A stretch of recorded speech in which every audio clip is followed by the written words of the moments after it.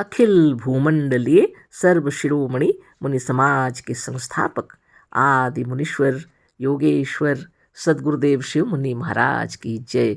उपस्थित मुनि वृंद, साधु सज्जन वृंद, संत वृंद, साधक वृंद, आध्यात्म ज्ञान के जिज्ञासुओं और प्रेमियों, सभी श्रोता वृंद, आप सभी को मेरा कोटिशः नमन, सप्रेम जय जय। तो आध्यात्मिक चर्चा चल रही है और अभी हम लोग अध्याय 12 पर चर्चा करेंगे। साल भर पहले करीब हो गया है ना, इसका हम वीडियो बना करके भेज रहे थे, मगर फुर्सत की कमी से डाल नहीं सके। तो अभी वीडियो नहीं बना रहे हैं, पर ऑडियो ही सही, लेकिन भेजेंगे फिर से दोबारा, है ना। तो अभी इसमें हम ऑडियो के रूप में भेज रहे हैं और चर्चा हो चुकी थी, फिर से उसको थोड़ा सा पढ़ देते हैं और जहाँ तक पढ़ हुई उसके आगे हम लोग चर्चा करेंगे, है ना। तो वेदांत सिद्धांत सदगुरुदेव शिवमुनि महाराज मात्र 13 वर्ष की अवस्था में इस ग्रंथ की रचना किए थे और इसी पर चर्चा चल रही थी, मगर बीच में बंद हो गया समय के अभाव में, है ना, वक्त नहीं दे पाए। लेकिन हम सोचे कि वीडियो नहीं बना सकते हैं तो कम से कम ऑडियो भेज देते हैं, है ना। अब चलेगा, बीच बीच में हम वीडियो भी दे देंगे। तो अध्याय 12 है और शीर्षक दिए हैं गुरुदेव, संसार का गोलमाल और उसका प्रपंच। और इसी पर चर्चा हो रही थी, पर जो हो चुकी है उसको सिर्फ हम पढ़ देते हैं और उसके बाद आगे हम लोग चर्चा करेंगे। जड़ तत्वों की 5 अवस्थाएं होती हैं। प्रत्येक तत्व ठंडे होकर पहला दृढ़ या सॉलिड होते और गर्मी पाकर पिघलते और दूसरा तरल या लिक्विड हो जाते हैं। इससे भी अधिक गर्मी पड़ने पर यही तीसरा वायु या गैस के रूप में होकर उड़ जाते या चौथा तेज अथवा अग्नि के रूप में हो सकते हैं और फिर पांचवा आकाशवत शून्य भी हो सकते हैं। इस तरह से प्रत्येक पदार्थ दृढ़ और फिर आकाशवत शून्य हो सकते हैं। शून्य आकाश से फिर वही तत्व या संसार वायु, अग्नि और जल का रूप धारण करते हुए दृढ़ हो जाते और पृथ्वी का रूप धारण करते हैं। लोहा या सोना ऐसे दृढ़ पदार्थ भी गलकर जलवत हो सकते और अत्यंत अधिक गर्मी पाकर वायु रूप होकर उड़ सकते हैं और आकाशवत शून्य भी हो सकते हैं। अतः सारे संसार की उत्पत्ति शून्य या आकाश से है और अंत में सब फिर शून्य आकाशवत हो जाते हैं। आकाश भी अवकाश मात्र है जो आत्मा की कल्पना है, क्योंकि चेतन आत्मा की चेतनता से संकल्प विकल्प और मनन होता है, जिसे मन कहते हैं। संकल्प विकल्प में मनन होता है, जिसमें गति होती है, जो अवकाश बिना नहीं हो सकती।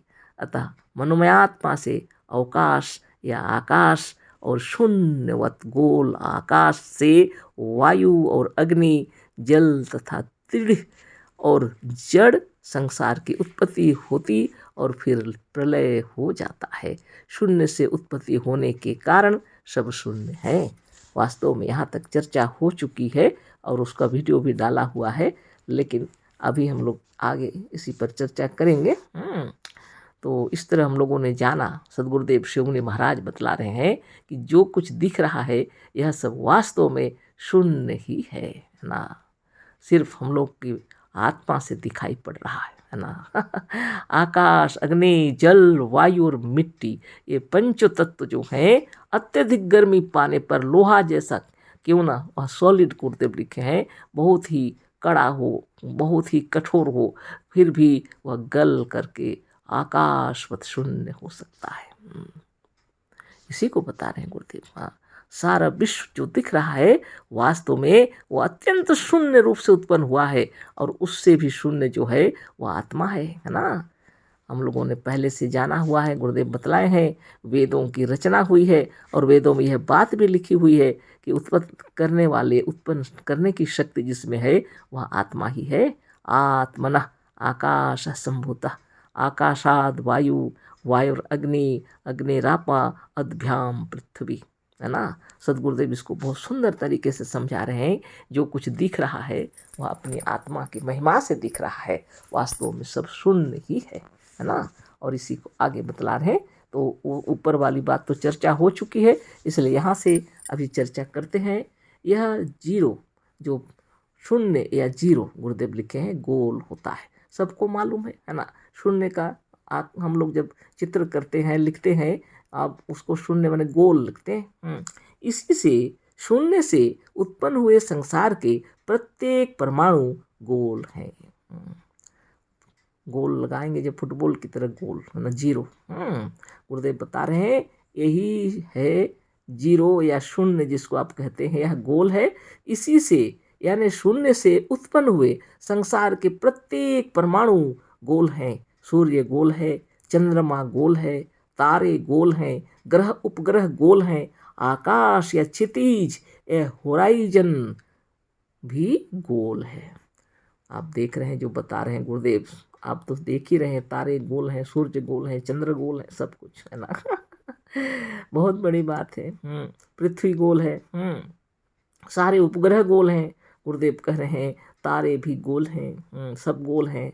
आकाश या क्षितिज या होराइजन जिसको बोलते हैं वह भी गोल है। क्षितिज का दोनों गोलार्ध मिलाने पर एक बहुत ही विशाल गेंद का आकार होता है। हम लोग ऊपर की ओर देखते हैं तो क्या दिखाई पड़ता है, पूरा ऊपर एकदम आधा, पूरा विश्व के ऊपर आकाश पूरा जैसे इस छोर से उस छोर तक अर्ध रूप में और घिरा हुआ दिखाई पड़ेगा। और उसी का नीचे भी उसी तरह से अगर है तो सचमुच में बहुत बड़ा गोलार्ध दिखाई पड़ेगा, विशाल गोलार्ध। और उसके भीतर हम लोग टिके हुए हैं, मालूम ऐसा ही पड़ेगा। यही आकार शून्य का है।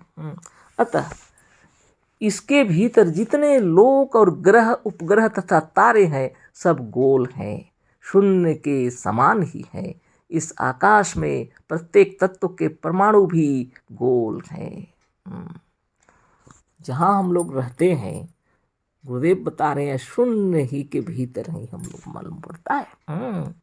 जितने लोक और ग्रह उपग्रह तथा तारे सब गोल हैं, शून्य के समान ही हैं। इस आकाश में प्रत्येक तत्व के परमाणु भी गोल है, शून्य का आकार गोल है। और यह प्रपंच पूर्ण या प्रपंचमय है ना। ब्रैकेट में है पृथ्वी, जल, अग्नि, वायु और आकाशमय संसार आत्मा की कल्पना है और काल्पनिक होने से मिथ्या है।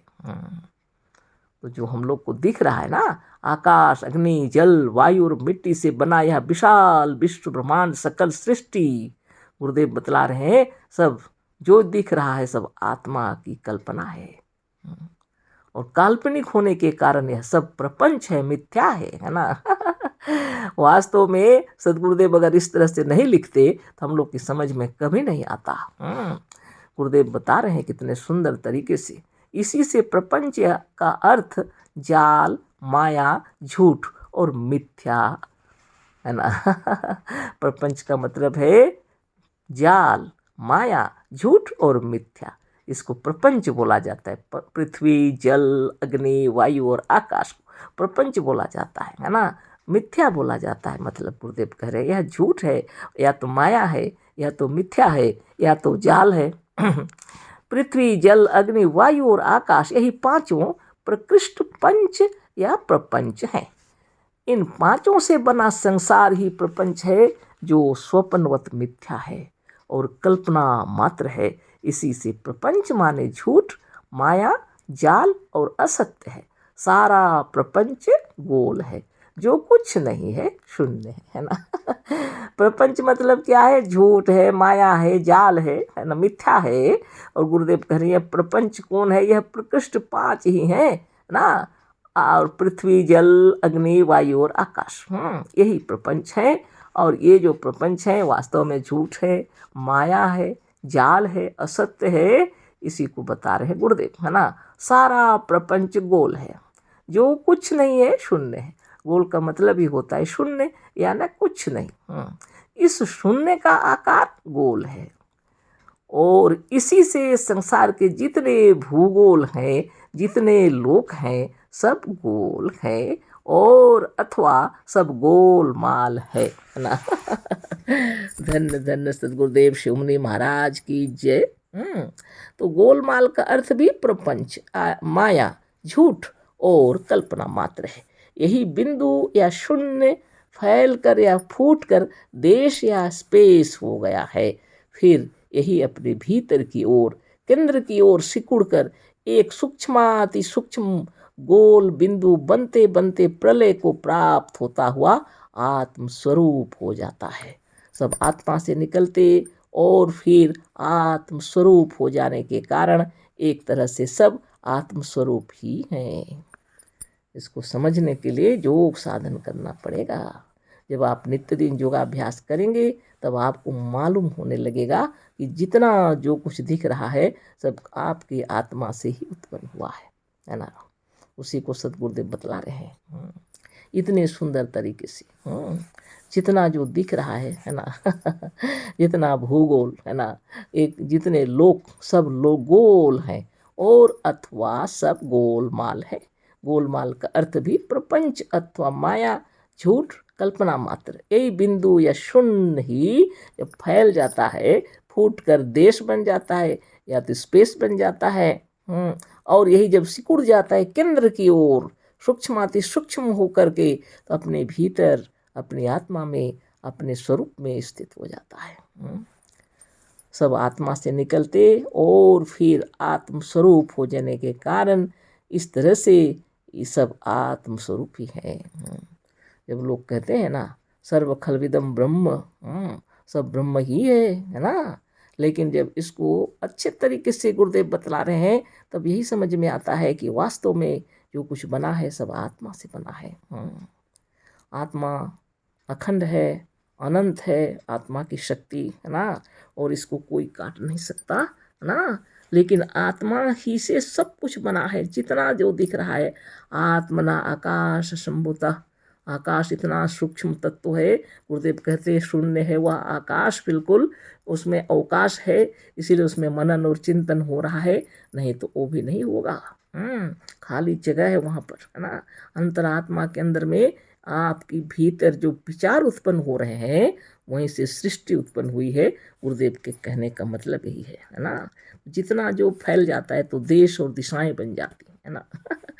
तो आगे फिर कल हम लोग चर्चा करेंगे। आप ध्यान मगन होकर के देखिए, अपने स्वरूप में स्थित होकर के देखिए, आपको मालूम होगा आत्मना आकाश संभूता, आत्मा से सूक्ष्म कोई भी नहीं है। सबसे सूक्ष्म यदि कोई तत्व है तो वह आत्मा है, और उससे ही आकाश जैसा सूक्ष्म तत्व की उत्पत्ति हुई है, और उसी में सब कुछ विराज रहा है। जितना भूगोल देखिए, लोक देखिए, सब गोल हैं। जितने सब गोल हैं सब गोलमाल हैं। गुरुदेव कह रहे हैं प्रपंच है, आकाश, अग्नि, जल, वायु और मिट्टी, सब जितना दिखाई पड़ रहा है सब आपकी आत्मा से निकले हैं और आपकी महिमा से दृष्टिगोचर हो रहे हैं, है ना। जब आप स्थूल जगत में आते हैं तो स्थूल रूप धारण करता है आपका शरीर। स्थूल जगत में जब आते हैं, समष्टि की कल्पना से सारा विश्व संसार दिखाई पड़ रहा है, आपका शरीर भी समष्टि से ही उत्पन्न हुआ है। और आप जब व्यष्टि में चले जाते हैं, आपके अंतर में सूक्ष्म रूप में, तो सारा विश्व अपने में सिमट कर आपके अंदर चला आता है। आकाश, अग्नि, जल, वायु और मिट्टी के बनाने वाली शक्ति आपके अंदर है। तो इस पर फिर से चर्चा होगी। अभी इतना ही। अशेष धन्यवाद। कोटिशः नमन। सप्रेम जय जीव। सद्गुरुदेव शिव मुनि महाराज की जय।